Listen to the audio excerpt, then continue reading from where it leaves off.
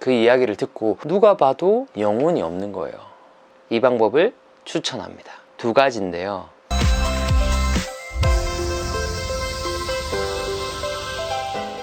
안녕하세요. 말자TV 김용배입니다. 오늘 제가 할 거는 이제 구독자분이 댓글을 남겨주셨어요. 그래서 그 댓글에 대한 답변을 오늘 영상으로 한번 찍어 보려고 합니다. 일단 이름이 특이하십니다. 육잡셰프님이 안녕하세요. 영상 잘 봤습니다. 비슷하지만 다른 고민이 있는데요. 친구나 여자친구랑 말할 때 반응의 진정성이 안 담겨 있다고 하더라고요. 로봇이 말하는 것 같더래요. 상대의 말이나 반응에 대해서 맞받아치면서 반응을 할 때 좀 더 잘할 수 있는 방법이 있을까요? 사랑한다는 말에도 영혼이 없다고 느껴진대요 라는 거예요. 실제로 영혼이 없진 않겠죠? 근데 영혼이 없다라는 게 뭔가 음식을 보고 음식을 먹고 아 맛있다 라고 할 거를 아 맛있다, 아 즐겁다, 아 힘들다 뭐 이런 식으로 되게 기계처럼 말씀하시는 분들이 좀 있을 것 같아요. 그러면 영혼이 없다라는 이야기를 듣는 분들한테 어떻게 하면 영혼을 툭툭툭툭 이렇게 넣을 수 있을지 간단한 방법 한 가지 알려드리도록 하겠습니다. 제가 코칭하고 있는 분 중에서 역사를 가르치는 분이 있어요. 역사. 그래서 이제 그분도 동일해요. 이 질문자분과 동일하게 선생님 저 말할 때 영혼이 너무 없다고 하는데 어떡하죠? 이런 이유로 이제 코칭을 시작하게 되셨어요. 그래서 이분한테 제가 몇 가지를 부탁했고 이분은 감사하게 되게 좋아지셨어요. 그래서 그 방법 알려드리려고 합니다. 이분한테 제가 본인이 가장 자신 없는 부분 스피치 한번 준비해 보세요 라고 했어요. 그러니까 그분이 이제 세종대왕 이야기를 준비해 왔어요. 여러분 세종대왕의 업적이 뭔지 아세요? 성군이잖아요. 그러니까 단 5가지만 불러보세요.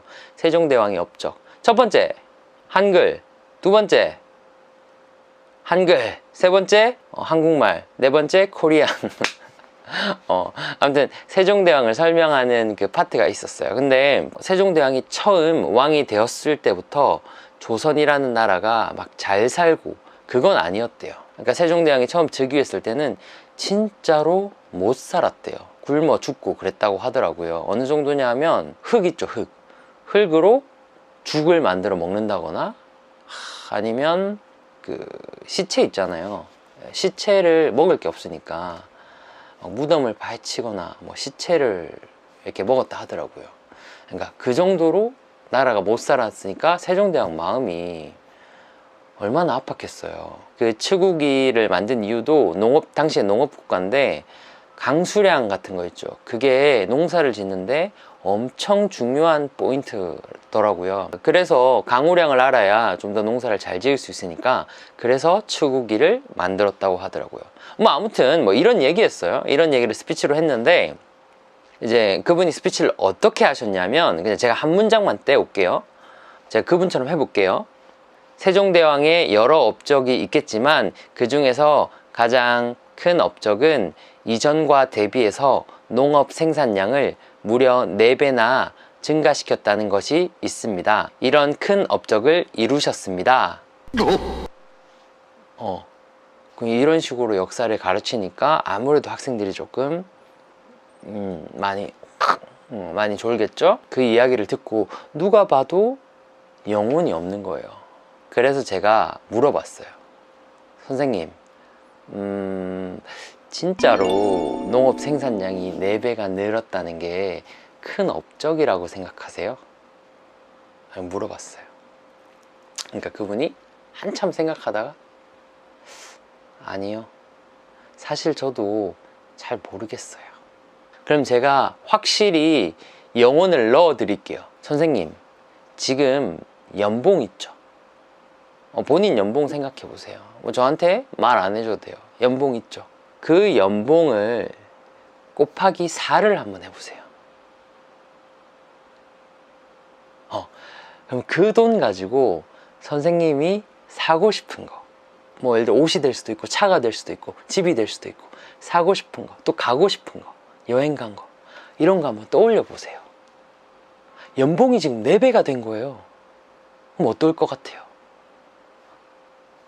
그래, 제가 이렇게 말을 하니까 그 선생님이 이렇게 있다가 입꼬리가 이렇게 자기도 모르게 웃더라고요. 여러분도 한번 생각해 보세요. 본인 연봉이 4배가 늘었어요. 엄청난 거죠. 당시에는 농업 국가일 거 아니에요, 조선이. 뭐 조선이 여러분 뭐 나이키 신발 만들어 가지고 돈 벌었겠습니까? 농사 지어갖고 돈 벌었는데, 그 나라가 작년에는 한 100만큼 생산하다가 올해는 400을 생산했다. 그러면 그냥 월급 4배가 된 거잖아요. 그만큼 큰 일이잖아요. 여러분의 상사가 여러분의 월급을 4배로 올려줬다고 생각해 보세요. 상사 고마워요, 안 고마워요? 고맙잖아요. 그런 느낌을 가지고 말을 해야 되는 거예요. 그래서 저는 이거를 뭐라고 말하냐면, 머리로는 이걸 이해해요. 세종대왕 업적 농업 생산량 4배. 근데 이게 내려와서 가슴까지 못 온 거예요. 가슴은 이게 동의가 안 되는 거예요. 그러니까 그냥 머리에서 이해한 것만 나오는 거죠. 여기까지 안 내려가는 거죠. 근데 이런 식으로 그거를 가슴으로 이해하면 말을 할 때도 가슴으로 이해한 채로 나오는 거예요.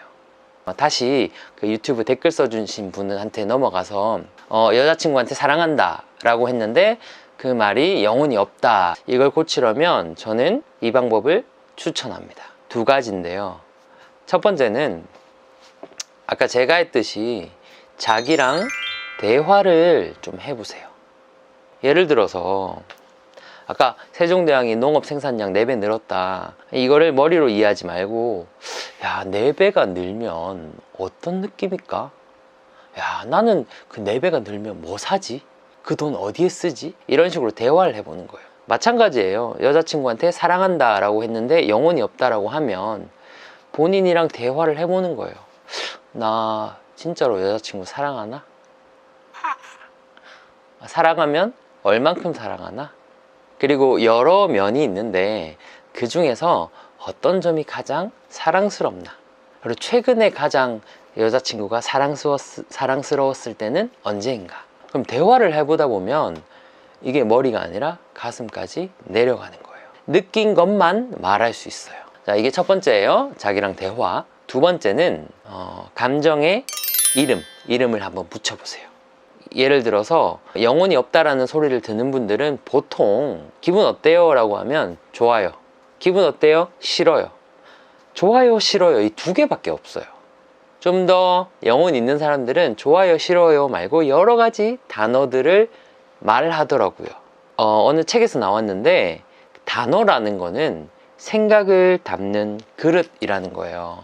내가 알고 있는 단어가 좋다, 싫다 밖에 없으면 내가 담을 수 있는 생각도 그게 한계인 거예요. 근데 보세요, 여러분, 구글 있죠? 구글이나 네이버에서 감정 리스트라고 쳐보세요. 감정 리스트. 그러면 치면 쭉 감정이 나와요. 지금 내가 느끼는 감정이 여기서 어떤 게 있는지를 한번 찾아보는 거예요. 예를 들어서 내가 산책을 했어. 산책을 했는데 기분 어때요? 라고 누가 물었어요.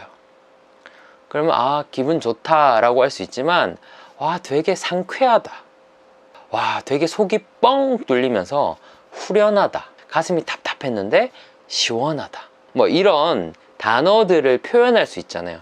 그러니까 단순히 좋다가 아니라 그 감정 리스트에 있는 거를 보면서 내가 지금 느끼는 감정이 뭐지? 그 다음에 그 감정에다가 이름을 붙여보세요. 그리고 좀 더 나아가면 왜 그 감정을 느끼는지도 한번 본인이랑 또 한번 대화를 해보는 거예요. 산책한다. 산책하면 기분이 어떨까? 지금 기분 되게 상쾌하다. 왜 상쾌하지? 아침 6시에 나와서 이렇게 산책을 하니까 뭔가 되게 상쾌하다. 이런 식으로 현재 상황, 내가 느끼는 감정, 그 다음에 그 감정을 왜 느끼는지 이유까지 써보면 훨씬 내려가요. 머리가 아니라 가슴으로 이해하게 돼요.